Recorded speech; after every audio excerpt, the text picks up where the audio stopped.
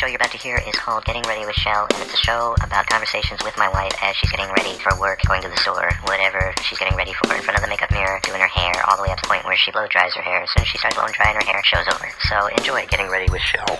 Hello, and welcome to Getting Ready with Shell, the pop culture show about nothing and everything all at once.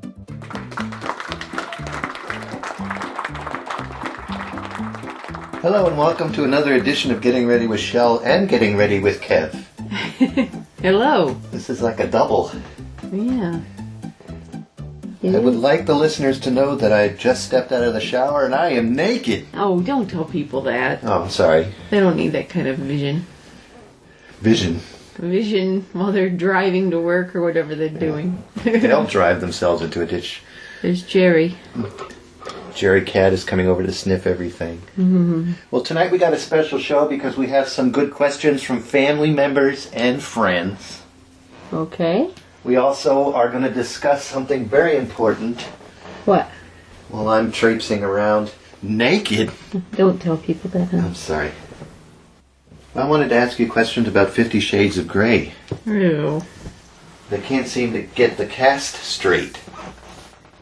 I don't think they should make a movie out of it. I read the book because everybody was talking about how it was so great. I hated it.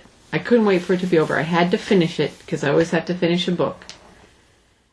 But I hated it. So I'm guessing you didn't like the story. I did not like the story. You know, Disney bought it. Yeah, I don't think so. They were thinking about doing all the roles at first with Jim Henson's Muppets. Yeah. Muppets in Bondage, that's good. I think we just found a title for our show this week. I don't know how they're going to make a movie out of it, and I don't know who should be Christian Grey. Why would they name a character Christian in such a despicable... I don't know. Here's some people that I've listed that I think would make this movie. Okay. Helen Mirren would be great. Well, no. No? I don't think they have any problem with the girls' part. I think it's the main Christian's part. Oh, because I picked Barbara Streisand. No. Well, she hasn't done a movie in a long time. I know, honey, but this is about a young girl, like a college-age girl. And you notice while we're talking about this particular movie, we've got a cat behind you chewing on my coat hanger, making licking noises. And then my dog decides now, Elsa, she decides to lick her feet, making more licking noises. But they're having trouble with the male role. I picked some males too. It was supposed to be the guy that was in Sons of Anarchy, the one that Kate likes. Yeah, but he backed out. I think it was a wise decision on his part. You think it's a I don't career think he ender? should want to be in this movie. Yeah. Yeah. Who did you have picked? I picked Will Ferrell. Yeah, I'd want to see that. I might go see it if Will Ferrell is Christian Grey. I'm Christian Grey, is what he would say. Jim Carrey? No, I hate Jim Carrey. I don't want to see him in anything. Tracy Morgan? Tracy Morgan would be hilarious. Somebody's getting pregnant tonight. Somebody go get pregnant up here. Go get somebody pregnant. I think that's a project better left undone. Mystic Pizza reunion. Well, that's silly considering that they closed Mystic Pizza. They did? Yeah. But they're having a reunion. Remember Mystic Pizza that we went to? Yeah. They closed it. There's no more Mystic Pizza in Mystic, Connecticut. Wasn't Julia Roberts in there? Yes. She's going to eat 90% of the pizzas with that mouth. Yeah. I said it. I don't know how they could have a reunion when the restaurant's closed now. And again, all three shows we've talked about Gravity, and it's passing everybody. Carrie beat Carrie $30 more million for these guys. I haven't heard anything about it. I haven't talked to anybody that's seen it. Well, don't, because it's better to see a movie when you know nothing of it. I mean, I know about it, but I just haven't talked to anybody who's seen it. I guess that's the biggest news topic we have. Yeah? What are the questions? I am dressed now, by the way, everybody. Yay. Oh, yeah, you married me. You gotta see it. Well, let's go on to the questions, because I'm going to sit down now. Oh, Hey. I'm in my underwear, and the chair is cold. Nobody cares. You're in your underwear. I'm in my undies, everybody. certain pleasure in telling you that. They don't want to know that. My underwear are Spider-Man underwear. Spider-Man. Spider-Man because this question is from Audra. Okay. Family. Yes. My niece. How about back in the old days with Shelley? Question mark, exclamation point. Okay. Is her memory available to answer these questions? I don't know. I'm getting old, but I'll see. What music blared out of your high school car? Marshall Tucker Band. I loved the Marshall Tucker Band. Loved them. I mean that and among others, but they were one of my favorites. Does that music still move you? Yes, it does. Every once in a while, I still listen to it. Hi, Audra. I'm in my underwear. Don't listen to it as much as I used to, but I have some of the old Marshall Tucker on CD, and I listen to it every once in a while. Did the car have anything to do with her love of music? My car? Yeah. I don't know. I had a 72 Plymouth Fury. Wow. With an 8-track player. We had a 1963 Plymouth Fury 3. No, mine was a 72 Plymouth Fury. No wonder we got married. It was a big boat. It was fun, though. Old Blue. That was my car's name. Old Blue. Beautiful. Is your middle name still Marshall? Because I think she had the ability to teach me about tunes. And forever will be my middle name. Will my middle name be Tucker? I remember when, I can't remember how old Audra was for sure, but probably just like barely 12 or 13. Uh-huh. And I took her to see Marshall Tucker Band in Lincoln. And we were right up. We pushed our way all the way up to the stage.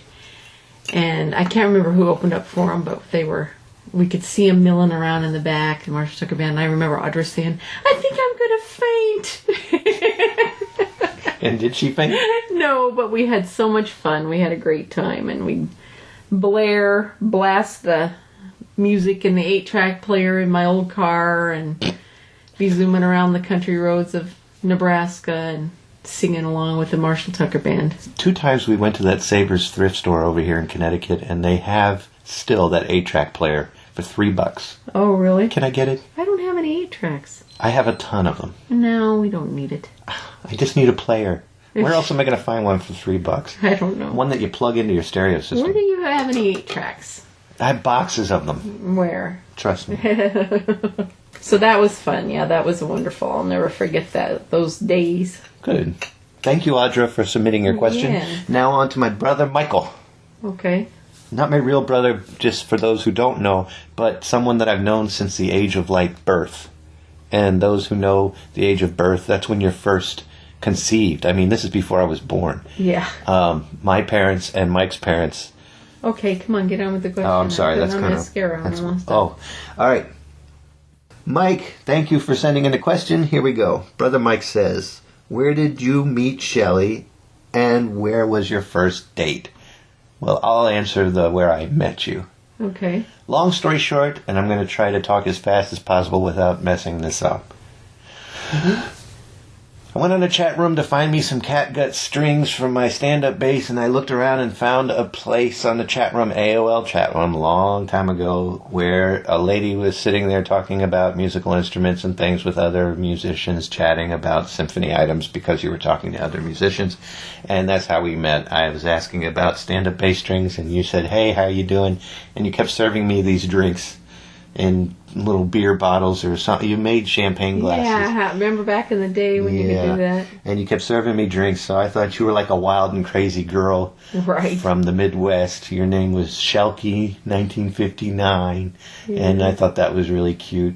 And that's where I met you, and here we are. Yeah. And what was our first date? Long story short, we just kept chatting online.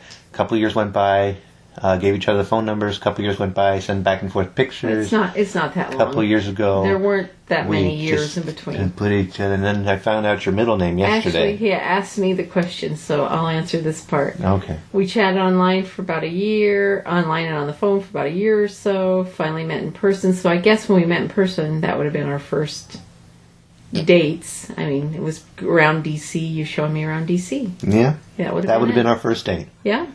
And the first meal we had together? Your mom made ziti or something. Darn, I was hoping it was a hot dog on the corner. No offense, Mom. No. Remember, because I came in at night, and your mom made dinner. She made spaghetti or ziti. Lasagna, probably. No, it wasn't lasagna. Oh. I know it wasn't that, but we had that together, and your mom made it.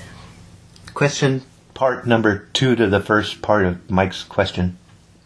Just so you all know, a little fun fact about Michael. He's brother to T-Bone, who asked a question last week. T-Bone. Yeah. What did she think of all your crazy friends when she first met them for the first time? And I want you to please tell the story of the first time you met Mike. I don't. And Tommy, I think. I don't remember. You don't remember? Remember the first time they came over to meet you? Back in the house in Dinwiddie Street. No. I had met them way before that. Before I even moved here, I met them. What day was it that they came over and jumped in bed with you? Oh, that was after we were engaged and lived on Dinwiddie Street. I met Tommy before I even moved to... I still lived in New York. And that's my memory moment. Yeah. Actually, it's so funny because when I first saw Tommy, I thought he was scary, a little scary looking. We all thought that when we first saw Tommy. I saw Tommy when he was a baby, and I was scared he's just to this rock death. and roller guy, and he just kind of looked like he might be kind of mean or scary, but he's the sweetest guy in the world. It's very true. But he is threatening. He is threatening. Well, I think it's the hair and the beard and everything, and he was just kind of didn't look like he was very approachable, but he's the sweetest guy in the world, so. Yeah. Yeah. Talked to him last night for the first time in a while. Yeah. Yeah, I thought all your friends were great. I don't know what good. they thought of me, but I thought they were all pretty nice. They told me you were all right. Yeah. Ladies and gentlemen, we're going to cut this one short because I'm excited because she's taking me out on a date today. Yes, it's a surprise. Gonna have so much fun, and I don't even know what we're doing. Well, I hope it's fun. It better be.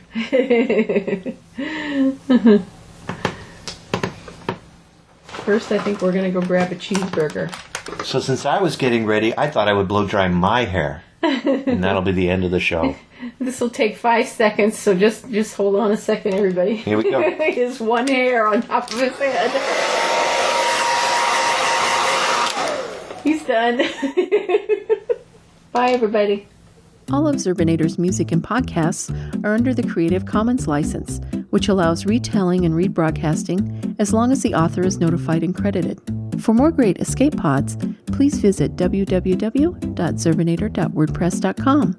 If you would like to contact Zerbinatorland, you can send an email to instrumentally@gmail.com or give us a call at 571-408-ZERB or 9372.